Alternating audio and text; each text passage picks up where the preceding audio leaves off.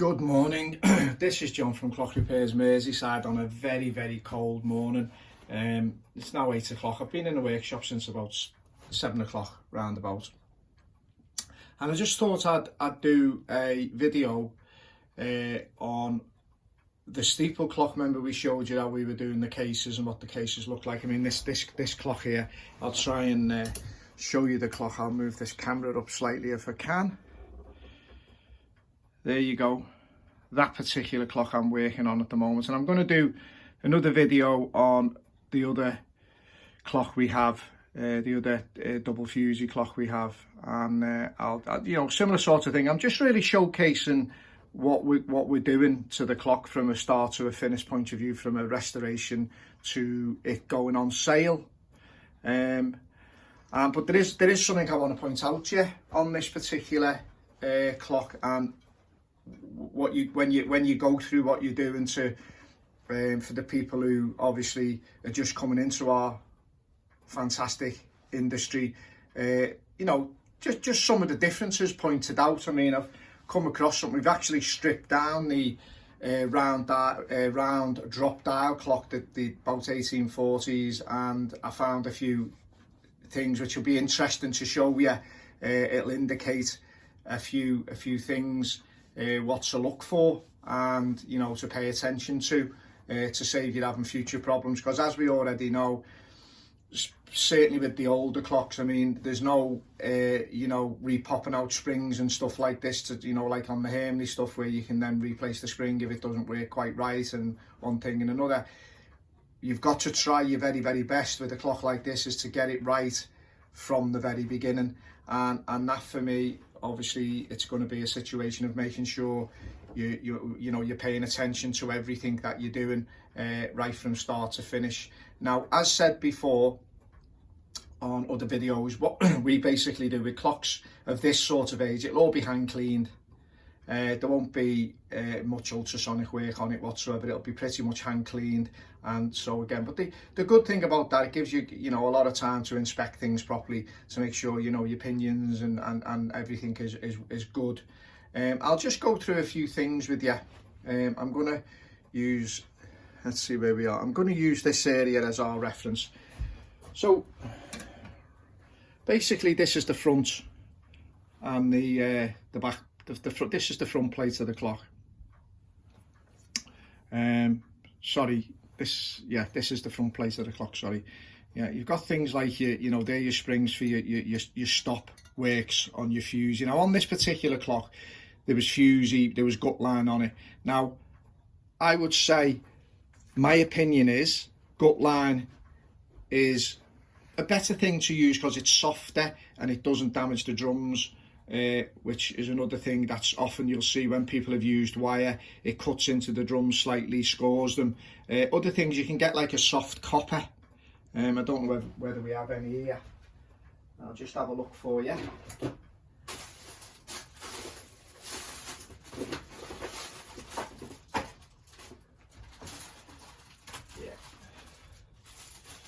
Yeah, there's a few types of things.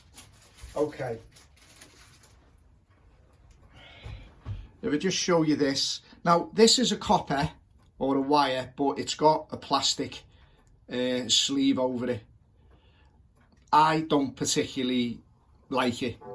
The reason being is that sometimes I've seen it slip off the edge of the cylinder, which obviously, that's not a good plan, is it? So we don't particularly use that for that. I think that's been in there for years, or it's been taken off, and that's why we've got cable ties around it. What I prefer to use is good old gut line. Easier to tie, easier to, thread through. Everything's easier about it. Okay? I never use nylon line. That's my opinion, really, at the end of the day. It's entirely up to people what they do, what they can argue with it, whatever. But, I know from, as I say, I've said in other videos, fishing experiences, that type of line has memory, and so when you tighten it up, it stretches slightly and then goes back. So then when you try to take it off the coil or whatever you're doing, it springs everywhere and it's a mess. Bird's nest, what we used to call in fishing, and a fisherman out there will understand, using a multiplier, you cast out, you get bird's nest if if the line runs too fast, and as it slows down and gets you know, to the height where it needs to be, and it starts dropping, you can get a bird's nest. That's the type of feeling I get with it, with the nylon line bird's nest. So I don't use it. That's what I prefer. Natural gut. This is copper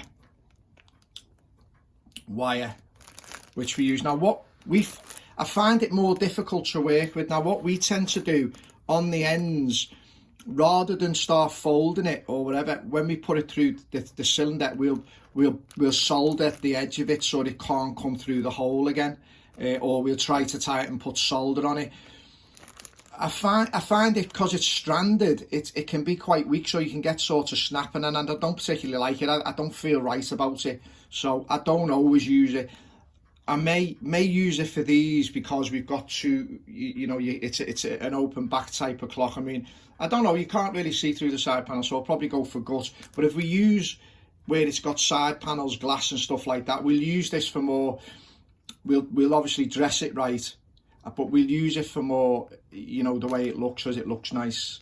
But yeah, you know, it's perfectly serviceable. There's no, you know, it's in my opinion, it's far better than nylon, let's put it that way, and far better than wire. Wire will last forever, but you know, really. But anyway, there you go. That's the type of stuff we use. Right, now, as you can see, the clock is completely dismantled. Everything will be dismantled. It's a lovely 5-pillar movement. So it's of really good quality, this clock. Unfortunately, no maker's name, but this was the clock that we've done a bit of a video on before, and it was bought from Bonhams. We have a service on here. It looks like, I don't know, I can't make out the numbering really. What, you know, 1981, 1881. I don't know. Says, being honest with you, you know, it doesn't look like, let's put it that way, the drop dial clock, I mean, which we're going to get to in a second actually. That clock, I don't think it's been serviced in its whole life. Because I mean, you know, everything was literally stuck together. I mean, literally stuck together, and wait till I show you the mainsprings. But anyway, there's that particular clock. So what we'll be doing now, we see it has had a bit of work. Someone's punched the inside of the centre pinion there. So obviously, when you're looking at a clock like this, look for things like that, and pay a lot of attention to that area. Have a look, see, can you improve it? You know, that'll probably get a sensor bush. That we'll rebush that. That's, you know, what obviously you want to achieve is when you do the job once, do it right.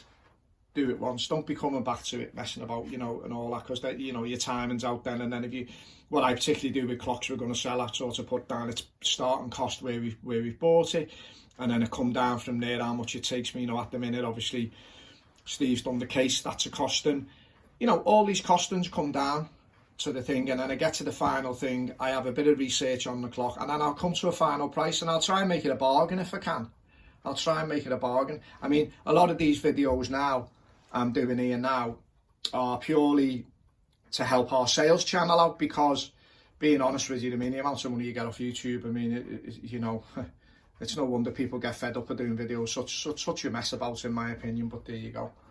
But this is more to promote what we do, and that's why if we do it this way, and I insist it gets done this way, I'm quite happy with guaranteeing our clocks and also having a money back guarantee. So say for instance the clock was not in, you know, it kept on having faults, I mean, the customer's very welcome to have the money back, no problem, or they can pick something else if they fancy.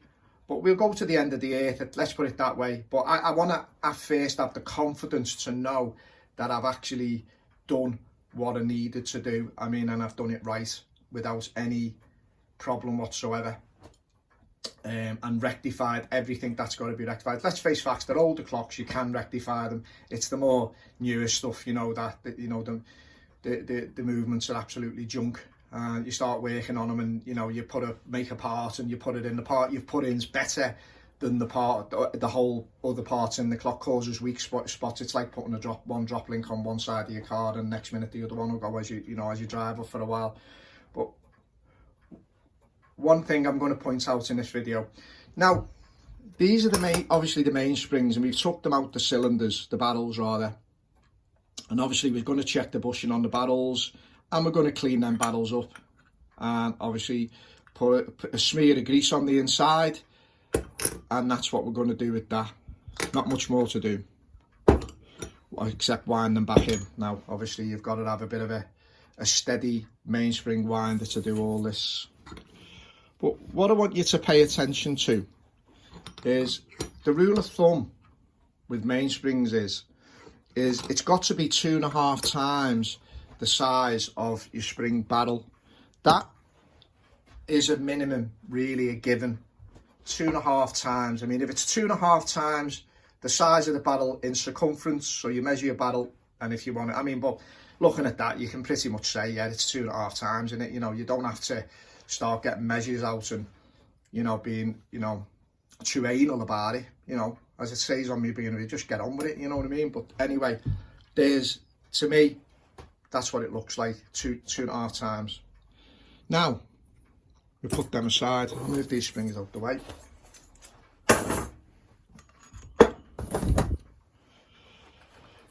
Just making a note of what ones they are, right, okay. Now, here, we have 2 springs that were taken out of the drop dial clock. As I said to you, it didn't, it looked like it's never been serviced in its whole life. I mean, but anyway, there's the springs. Now, I suspect the springs may have been out for some reason, because they look a bit rough, don't they? I mean, they look like they've been dragged through a haystack backwards. They're not, you know, they're not perfectly coiled. And, you know, if you use a mainspring winder, you're going to get them perfectly coiled. I mean, as you know, we've got a mainspring winder, which we use all the time, which is, I'm actually leaning on here now. You know, it does the job perfectly, no problem at all. There's one we bought in Germany off you know, the main online shopping channel, which we all know and sometimes love, I would imagine. Anyway, but as you can see with this, now you could sort of say, yeah, you know, they're not far off, are they? You know, you probably measured them, you know, they'd be, you know, 2 maybe, well, you know, they'd be close, but just look at them. And the feel, you can feel it. You can feel the soft and not, you know, you can feel it.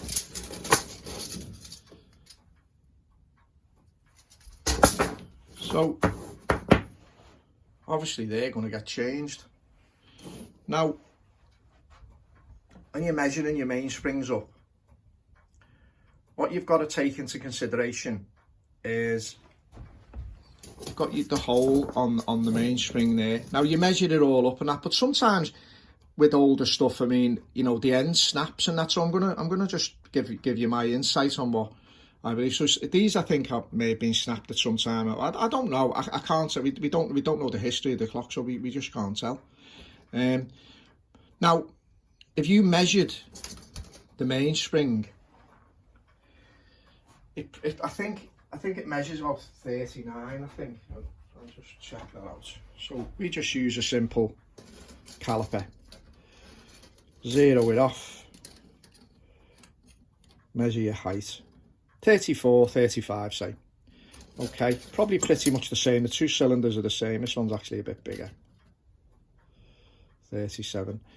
Okay, we measure, it's what I call strength. Okay, of your mainspring. Okay, and then what we'll do is we'll open it out. We'll put a screwdriver in the bench, in the vise at the end of the bench, through the hole, and stretch it out, get it to where it is on the bench, and then measure that length, and that's the measure of it. Now, what a lot of people sometimes have seen is they measure the mainspring barrel. You can't measure the mainspring barrel from the outside. and do it that way, because actually that is a lid and it fits inside, so there's a couple of millimeters there at least, so you know, probably 3, 4, maybe 3.5. So you can measure the depth of your mainspring with your vernier, your caliper. You can measure that depth up to, if you can see this lip here, measure it up to that lip. But really, you're too high. You want to come down slightly to about, you know, I'd say a couple of mil lower than that. And obviously you want a couple of mil off the bottom. So you've got to measure a couple of mil. I always measure to make sure, a couple of mil from the bottom to there, and that's the size of the spring. Now, reducing the height of a spring reduces its power as well. There's a few things to take into consideration. So, you know, try to increase the power. Now, you've got to understand as well, stainless steel springs, what we're getting now, or whatever they're made out of, carbon, I don't know, I'm not sure. They're a bit stronger than the older springs. So the recommendation is to take it down a notch, say for instance, it's 30, get a 28, or something like that, just to pull it down. And another thing with Fusee clocks, measure the length of the spring always, and get the length to where it should, as close to where it is as you can, because if you get a spring that's too long, right, when you wind your chain, if you put a couple of turns on, obviously, you know, you let the cylinder take it, and then put a couple of turns on so that, you know, it winds onto the cylinder.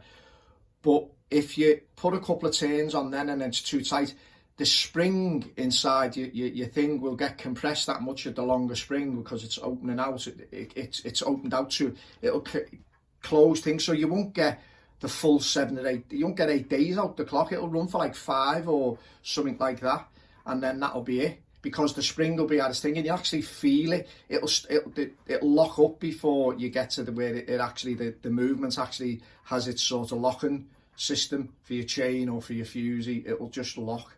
You won't be able to turn it any further, you know. And we all know what happens with people, with things when they try to tighten it up. You know, we're dealing with a gut line or a chain, and you know, and quite an expensive clock. So you know, so they're the things I'd watch for when you're doing a Fusee clock. I'd sort of, you know, pay attention to your springs, see what they're about, because as I say, it's nice to get this right the first time. I mean, we don't always. I mean, sometimes we have to dismantle them again, but you know, we do our very, very best to get it right. Mark the silt barrels up. What I do is, rather than put scratches on them, I just have a light centre punch. You see, if I can focus in, see a light centre punch, and I put 2, which is obviously the second train, which is your strike train, on that, and on the lid as well. And then we obviously know what springs are which as well, you know. I'll actually try to do the same as well. I'll try and mark the springs somehow, because obviously, you know, they can be different. But yeah, I just thought I'd share this information for you, and might have been interest to somebody, I don't know. But yeah, it's more obviously for us to sort of promote what we're doing to our sales clocks. But every clock we do goes through this. We you know, we don't really leave anything, because as I say, it's that thing. I mean, as soon as if the clock comes back from the customer and we've got to strip it down again, we're losing money. We try to, you know, keep the business tight and do the work as well as we can, and in order, and obviously get as much out of it as we can, rather than back and forward messing with the same clock. I mean, we're not like that. And as I say, we're always a situation with any of our repairs. I mean, if we can't get it right in the end, which, you know, happens now and again, we've got no problem. To keep our reputation is very important. So what we do is we just refund. We try to please everything. We try to get a good solution, but unfortunately, some clocks, I mean, it's mainly, for me, it's mainly the sort of 1950s mass-produced Smith Enfield stuff like that. You know, you tend to get, you know, they've been manhandled, and they've been, and quite often what we find is when a clock is particularly bad, it's because someone's fiddled about with it. They've thought they were a clockmaker, or they thought they know what they're doing, and you know, they've taken it to pieces and then they've put it back together and it's not right, and you know, and then they've got it working, they've bent a few things, and you know, to try and get it working. I mean, which is obviously a nonsense, isn't it? You know, you're not supposed to bend stuff, really, are you? I mean, I'm saying that though, there is things bent on, you know, little pins bent on clocks, but it's being done by a clockmaker, so you know, he's knowing what he's doing. He's you know, he's knowing how it's going to work out. So that's my take on that. I'll do the other one. I'm going to strip these two down today. This one's done. I'm going to strip the other one down soon, and I'll do another video, and let's see what that coughs up, and anything of interest I'll let you know. But this is John from Clock Repairs Merseyside. Have a great day. I'll see you again soon. Thank you.